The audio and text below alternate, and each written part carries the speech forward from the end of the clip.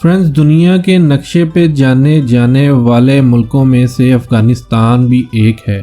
افغانستان کی ہسٹری 6000 سال پہلے سے چلی آ رہی ہے۔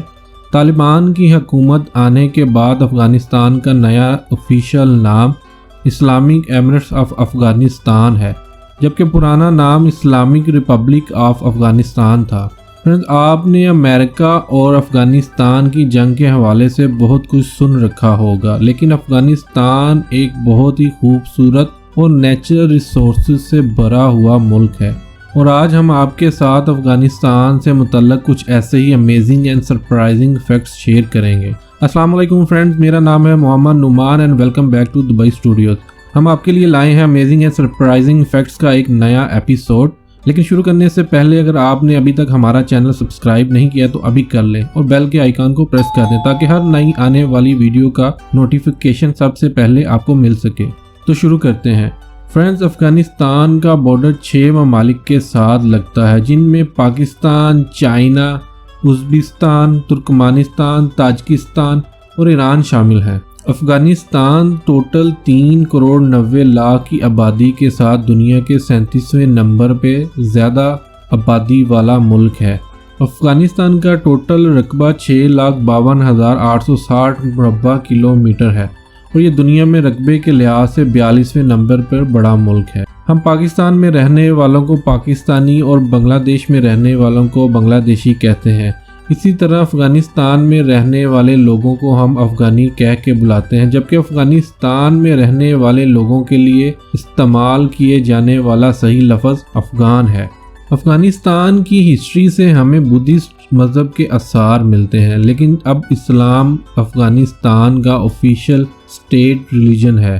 99% لوگ مسلمان ہیں، تقریباً 85% مسلم سنی اور 15% شیعہ کمیونٹی کو فالو کرتے ہیں۔ کابل افغانستان کا کیپٹل اور سب سے بڑا سٹی ہے۔ ویسے کابل سے یاد آیا، کس کس کو کابلی یا افغانی پلاؤ پسند ہے؟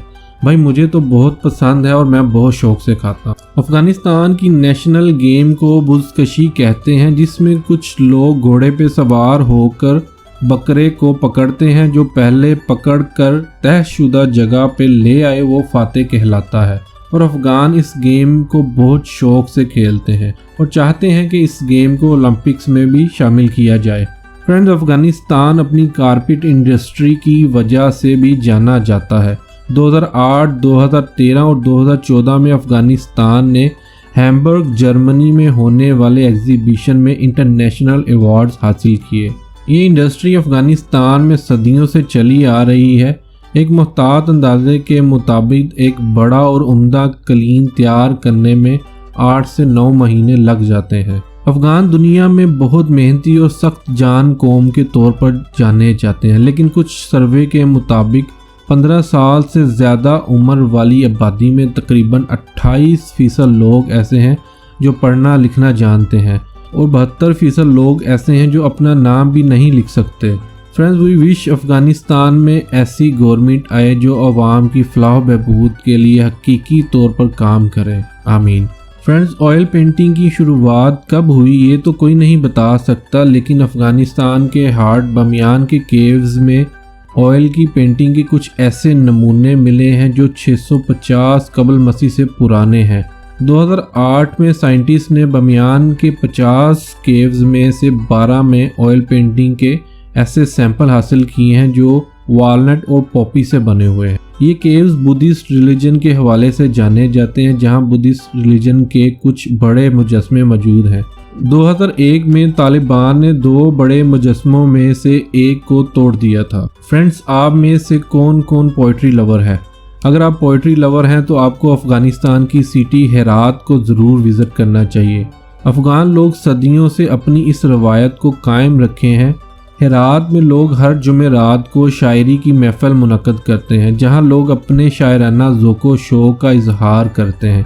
جو میرے مطلب کی بات ہے وہ یہ ہے کہ ان محفلوں میں لوگ کھانے پینے کا اہتمام بھی کرتے ہیں۔ بھائی میں تو ضرور جانا چاہوں گا۔ فرینڈز، دوسرے ایشین کنٹریز کی طرح افغانستان بھی برٹش گورنمنٹ کے انڈر رہا۔ 19 اگست 1919 میں یعنی پاکستان بننے کے 28 سال پہلے ब्रिटिश गवर्नमेंट अपना बोरिया बिस्तर उठाकर भागने पे मजबूर हो गई। अफगानिस्तान की हिस्ट्री को अगर आप परखें तो बहुत सी बड़ी ताकतों ने अफगानिस्तान पे कब्जा करने की कोशिश की है, लेकिन वो कामयाब ना हो सके। कहते हैं अफगानिस्तान सुपर पावर्स का कब्रिस्तान है, क्योंकि अफगान बहुत बहादुर कौम साबित हुई है। इन्होंने अपने वक्त की super powers Britain, Soviet union, America और नेटो को लोहे के चने चबवाए हैं। हाल ही में नेटो यानी अमेरिका 20 साल और अरबों डॉलर का नुकसान और किसी नतीजे पे पहुंचे बगैर भागने पे मजबूर हो गया था।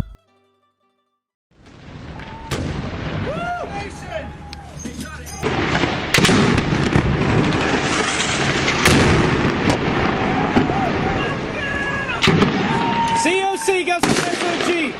Bomb was on target. On target.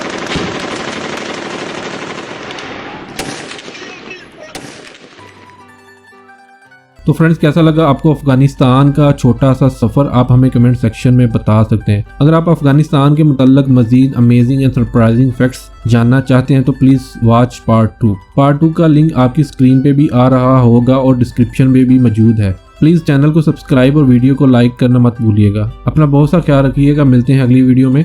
अल्लाह हाफिज़।